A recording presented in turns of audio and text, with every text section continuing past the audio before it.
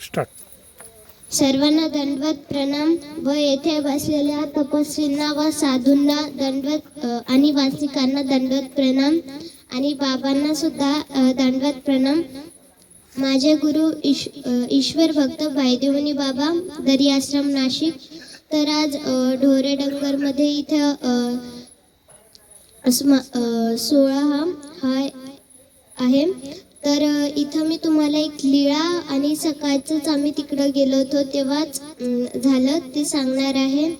तर आम्ही इथं जात होतो डोंगरामध्ये. तर तिथं आम्ही जात होतो सगळेजण. तिथं होते खांदे बाबा, राठोड बाबा आणि ते एक नाना काका. तर आम्ही तिकडं गेलो, खडकावर बसलो. तर खडकावर असंच ते नाना काका होते, त्यांनी तंबाखू काढले. तेवढ्यात खांदे बाबा त्यांना म्हणतात की तंबाखू खाऊ नका, ती शरीरासाठी चांगली नसेल. मग ते म्हणतात की सुटतच नाही.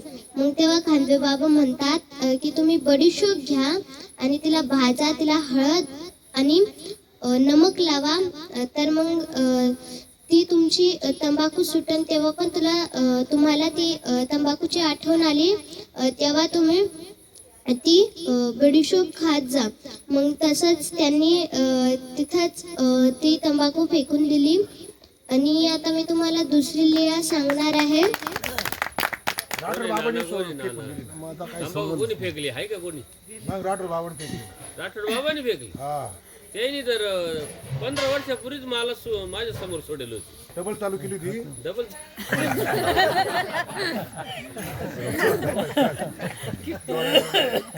नाही आपण सप्तवेश सांगितलं त्यानं कसं वासनिक असतं. बरं बोल बाई पण.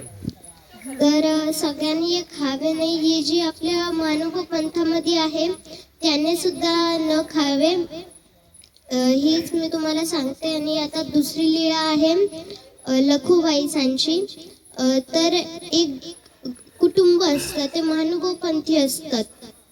मग तेव्हाच एक तिचे वडील असतात. ती 10-12 वर्षाची असते, उपदेशी असते. तिचे वडील तिचं लग्न करून देतात, पण तिला करायचं नव्हतं. तिला देवाच्या सन्निधात जायचं होतं, पण ती काही तिच्या आई वडिलांना सांगू शकली नाही. मग तिने लग्नच केलं. मग ती तिकडे जाते. तर तिथं लग्नाच्या घरी ती जाते. तर तेव्हा तिचे जे नवरे असतात त्यांना म्हणती की अहो मला लग्न करायचं नव्हतं, तुम्ही कोणा दुसऱ्या सोबत करा. त्याला वाटलं हिला करमत नसणार म्हणून ती तसं म्हणत असणार. वापस नंतर तिला टाइम भेटला की ती तिच्याजवळ जायची आणि म्हणायची की मला लग्न करायचं नव्हतं, तुम्ही कोणा दुसऱ्या सोबत करून घ्या. मग वापस त्याला पण वाटतं हिला करमत नसणार. तेव्हा तिसऱ्या वेळेस ते जी मागच्या पहिले वस्त्र असायचे, म्हणजे असे घर छोटे छोटे रूम. तर तेव्हा तिथे ना ते बसलेले असतात. मग ते बसलेले असतात. तेवढ्यात ती येते तिथं. ती म्हणते की मला लग्न करायचं नव्हतं, तुम्ही कोणा दुसऱ्या सोबत करा. तर मग तो एक पिढावर बसलेला असतो. तो तिला ते फेकून मारतो आणि तिचं नाव असतं लखुबाईचा. मग लखुबाईचा तेव्हा तिचे पती जे होतात ते म्हणतात की लखू तुला ते करायचे, तू ते कर. मग ती म्हणते आता मला परवानगी भेटली, आता मी जाईन. आता मग ती त्याच घरात राहते, तिथं काम करत असते. मग नंतर एक वेळेस तिला डायरेक्ट जाऊ वाटतं. ती कपडे वगैरे सगळं घेते आणि डायरेक्ट नगर जे असतं तिथून जाते. तर ती जाते तर पूजनीय आचार्य वटुवासांजवळ जाते. तर पूजनीय आचार्य वटुवासांना ती म्हणते की मला दीक्षा देऊन टाका. मग पूजनीय आचार्य वटुवास तिला दीक्षा देऊन टाकतात.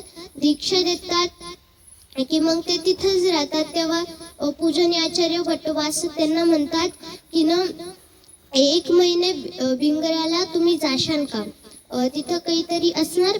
तर मग ते म्हणतात हो. मग ते जातात 1 महिन्याच्या याच्या. तेवढ्यात तिचे नवरे जे असतात ते येतात. ते तिला शोधत असतात. ते म्हणतात इनी झाडाला फाशी तर नाही घेतली, नाही तर नदीमध्ये कूदली तर नाही, नाही तर चालली गेली, पळून गेली. मग ते तसंच सगळ्यांना विचारत विचारत पूजनीय आचार्य वटुवासनजवळ येतो. तर त्याला सगळं सांगतो. ते विचारतात त्यांना की इथं लखुबाईसा आली होती का? पूजनीय आचार्य भट्टुबास म्हणतात नाही. मग ते वापस जातात. तर मग एक महिना संपून जातो. तेवढ्यात मग त्या दिवशी लखुबाईसा येतात. ते सर्व असतात. ते येतात, सगळे दंडवत करून जातात पूजनीय आचार्य भट्टुबासांना. तेव्हा लखुबाईसा तिथं येतात. मग पूजनीय आचार्य भट्टुबासा म्हणतात, तुम्ही कोण? ते म्हणतात, ओळखलं नाही, आम्ही लखुबाईसा. मग तेव्हा पूजनीय आचार्य भट्टुबास म्हणतात की सगळेजण तुम्हाला वाईट म्हणतायत, वाईट विचार करतायत तुमच्या, म्हणून मग लखुबाईसांना पूजनीय आचार्य भट्टुबास म्हणतात की तुम्ही तुमच्या गावात जा. मग पूजनीय लखुबाईसा तिकडे जातात. तर मग ते जात असतात, ते त्यांच्या घरी जातात. मग म्हणतात की भिक्षा द्या. तेव्हा तिथंच वस्त्रामध्ये ते बसलेले असतात. मग ते म्हणतात हात जोडून दंडवत आई. मग ते तसं म्हणतात. ते म्हणतात आई घरात या ना. ते म्हणतात नाही, आम्हाला भिक्षा द्या. म्हणजे लखुबाईसा म्हणतात त्यांना, तुम्ही आम्हाला ओळखलं नाही? ते म्हणतात कोण तुम्ही? ते म्हणे की तुमची जी पहिली पत्नी होती ती आहे. मग तेव्हा ते ओळखतात आणि ते तिच्या पाया, पण देवाला कसे दंडवत घालतो तसे ते तिच्या पायात पडतात आणि मध्ये घेऊन जातात. मग मध्ये घेऊन गेल्यावर ते तिच्यासोबत चर्चा वगैरे, ते म्हणतात की जेवण करा. मग लखुबाईसा म्हणतात की नाही, आम्ही जेवण करणार नाही. आम्ही पाळतो की आम्ही भिक्षाच करायची आणि ती देवांसमोर ठेवायची, तिला पवित्र करून घ्यायचं. त्याच्यामध्ये ते पण दोष असतील ते काढायचे, म्हणून आम्ही ते पाळतो. मग ते तसंच लखुबाईसा त्यांना म्हणतात की आम्हाला भिक्षा द्या. मग ते त्याला भिक्षा देतात. मग लखुबाईसा येतात पूजनीय आचार्य भट्टुबासांजवळ. की असं करून मी माझे 2 शब्द संपवते. दंडवत.